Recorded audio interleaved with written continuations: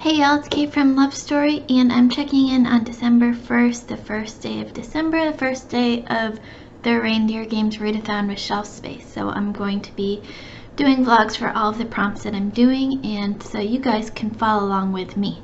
So the first prompt that I've started this morning is the self-published book prompt, and for that, again, a reminder, I'm reading Immortality Awaits by my friend Andrew Stillman. I love you, Andrew. I know you're dreading this, but I love you. So I've gotten through the prologue so far, and these were my reactions. Pretend like you're reading along with me. Page 1, I'm already sucked in. I'm like, all right, this is great. I want to know what happens. I can't wait. Let's go. So then we have Jonathan, who can supposedly manipulate fire. I have no idea what that means, but I'm excited to find out. And his personality has altered, and so that's to be found out what that means. He's got a cloak that he wears. I love a good cloak because it makes a character a little bit more mysterious. Then he says he's leaving to discover the meaning of this mysterious dream that he's had, and Isabel, the other main character, is like, no, you can't leave yet. How will I know what's happening? And he says, like, well, I'll be talking to your dad this whole time, so you'll know what's going on.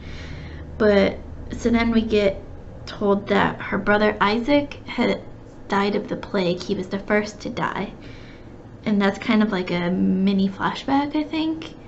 But then Isabel's father becomes very ill, and wow, he's got blood oozing out of his nose and his ears, and I think he's dead, but like turned into a vampire maybe, because Jonathan's like, yeah, it's sad, but that's the price you gotta pay for immortality. So I'm not sure what happens there, but that's how the prologue ends, and that's where I'm at right now. So we'll see what happens. I'm intrigued, to say the least. And so Andrew said, I don't have to be kind, but you know me, I give my honest opinion, and if I like it, I like it. If I don't, I don't. And so far, I'm liking it. He claims there's lots of issues, but so far, the prologue, I like it. So that's Immortality Awaits. More on that later. Hey y'all, just checking in one last time for today, day 1 of the Shelf Space Readathon. So I've read 2 more chapters on Immortality Awaits. Chapter 1, we've met Donovan, who's having dreams of Isabel, who we met in the prologue, and Donovan's girlfriend, Kaylee. And 2 notes from chapter 1. 1, I can see Andrew and Donovan so much. He put so much of himself into that character. I can't help but imagine Andrew in that character. And 2, these dreams remind me of a book that I read earlier this year called A Book of Lost Fragrances, where one of the characters has kind of visions of previous lives that she's lived or other people have lived through reincarnation. And Donovan's dreams of Isabel and Jonathan just reminded me of that book so much, and I already told Andrew about that. Chapter 2, a lot happens in chapter 2. So first, there's a quote that I want to bring out because I really love this quote. It said, she was chosen to stand between the veil of life and death, but it was a path that she had run from her entire life. And I really liked that quote, so I wanted to bring that out. So now we're at the wedding of, I believe, is Donovan's sister, and one of the wedding guests began to glow, like literally glow, and then was levitating, and then chanted at Donovan the same line that Jonathan in Donovan's dreams had said about immortality. Immortality awaits. And then Donovan said that he saw that whole scene happening in one of his dreams. And so then Donovan and Kaylee get home after they leave the wedding, and there's a book waiting on their doorstep with the title Immortality Awaits. And now Kaylee is terrified. Donovan doesn't know what the hell is going on, and I'm intrigued to keep reading. But that's where I've left Immortality Awaits. Hey y'all, another quick check-in for right now. So in Immortality Awaits, Chapter 3, we've got now yet a different point of view. I think this is like the third or fourth one that we've had so far in this book already. And so now we're in Logan's point of view, Donovan's best friend. And first, Logan doesn't believe Donovan on Kaylee. He thinks it's a joke or some kind of prank that they're playing on him, because they've gotten back from the wedding all scared, terrified, and they told Logan and Gabrielle about this. Then they were able to open the book, but Logan won't admit that maybe Donovan is right. So now Logan has seen what's in the book, some of it, and thinks, okay, maybe Donovan has something, maybe this isn't a joke, but he won't admit it yet out loud. There's like some kind of a story or an enchantment in the book that freaks them out, because it talks about 2 groups of 4 people and death and taking over the world and combining souls and weird, crazy stuff. Gabrielle believes in the magic, but she won't admit it. But she's scared, which tells me that she believes in it, because if you didn't believe in it, you wouldn't be scared. You would just laugh it off. So she does believe in it, but she won't admit it to anyone else. And I actually right now don't like Gabrielle at all. She's taken advantage of Donovan and Kaylee. She's lived with them for months now, which was supposed to just be a quick, like, week-long visit. And now she's like, any chance I get to make fun of him. Like, that just doesn't sit right with me. I don't like her at all right now. But we'll see where that goes, I guess. And so now Donovan's had a new dream where there was a war and Kaylee has died. And all of their names have now appeared in the book, where before the pages were blank. And that's where I've left Immortality Awaits. I can't wait to pick it up again, and just when I'm done filming this check-in. Hey y'all, checking in again today. I got a couple more chapters in on each of the books that I am reading, so let's just jump right in. Immortality Awaits, Chapter 4. So now we're in Gabriel's point of view.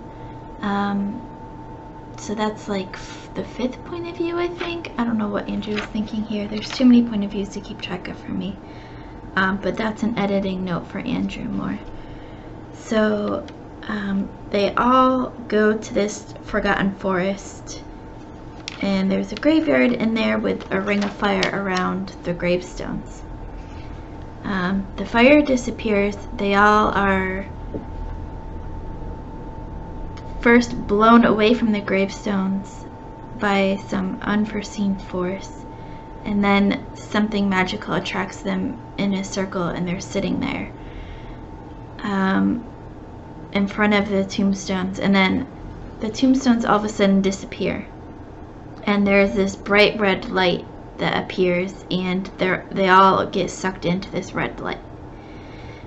And then we go to Chapter 5, and we find out that the red light sucked them into this other world called Ionaro, and they meet Prince Julian, who's Prince of Conida, the Kingdom of Stone. And his mom is Queen Moradora,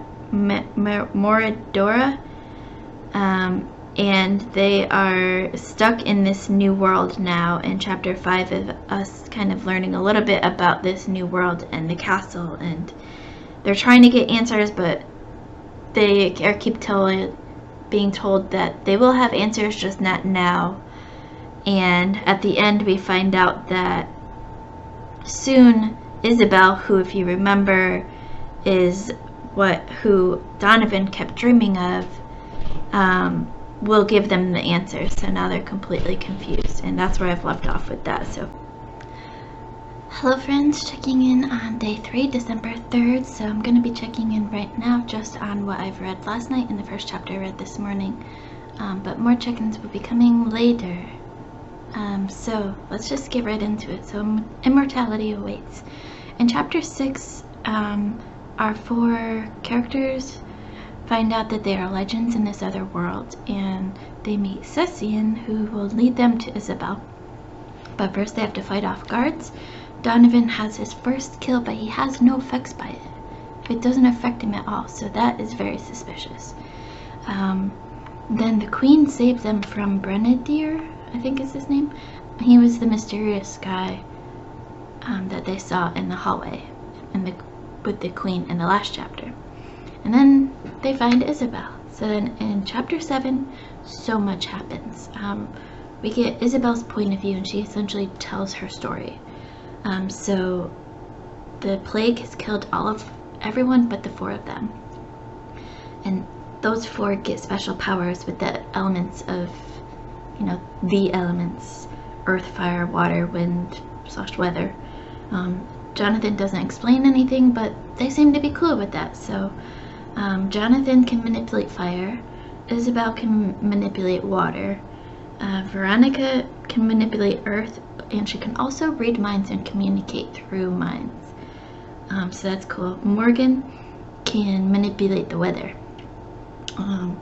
And because they've unlocked their powers, they've also unleashed this evil force, which is in the form of a woman demon who then attacks them.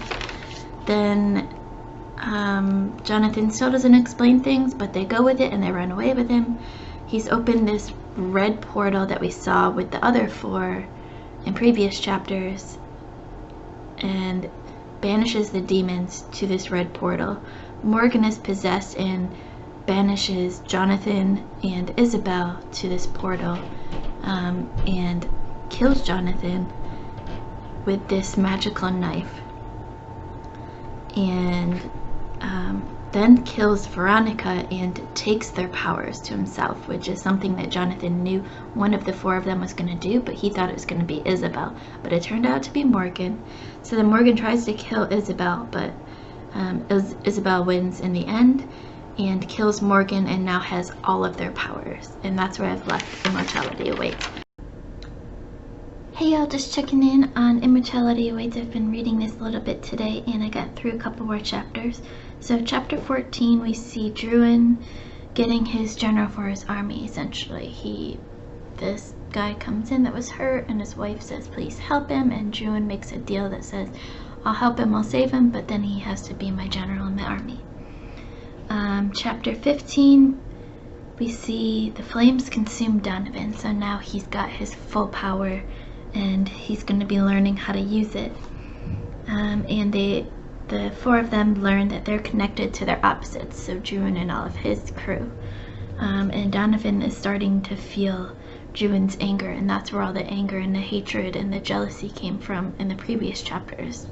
Donovan is now learning that that's part of Druin's feelings also. So they feel what their opposite is feeling also, and they can kind of sort of affect the way that the others feel, and so now they're just starting to learn more about their powers and all of that. In chapter 16, we see basically Druin unleashes the chaos. He burns down the town, people get engulfed in flames, they're terrified. He blames it on the other town, like it was the plan. And then the team basically bonds over chaos, and that's what happens in chapter 16. So we get a lot of Druin in these chapters. And that's it for now, and I'll check in with y'all again soon. Bye. Hey y'all, happy Saturday, and I don't remember where I last checked in yesterday, so I'm just gonna jump into where I think it was, and sorry if I missed anything. So Immortality Awaits, chapter 17, we have Donovan trains with Isabel. And then we learn that Isabel can transport to places, so that's teleport to places, so that's really cool. We meet the Ulagata, who is like these giant ugly creatures. I kind of pictured trolls the whole time. And they have agreed to fight with Druin. Donovan gets unexpected strength in his power and kills one of the Ulagata with his flame powers. And that's the first time we've seen Donovan actually use his powers like that. And then in chapter 18, we basically see the loyalty in Druin's plan tested and proven in favor of Druin. And that's basically what happens there. There's a lot of discussion going on and all that kind of stuff. Hey y'all, just checking in again on Immortality Awaits. I am so close to the end, so I'm going to push through today and finish this book today. I'm determined to finish my first prompt this week. So just checking in a couple more chapters. Chapter 19. Donovan's challenge has arrived, and Cecian trains Kaylee and Donovan.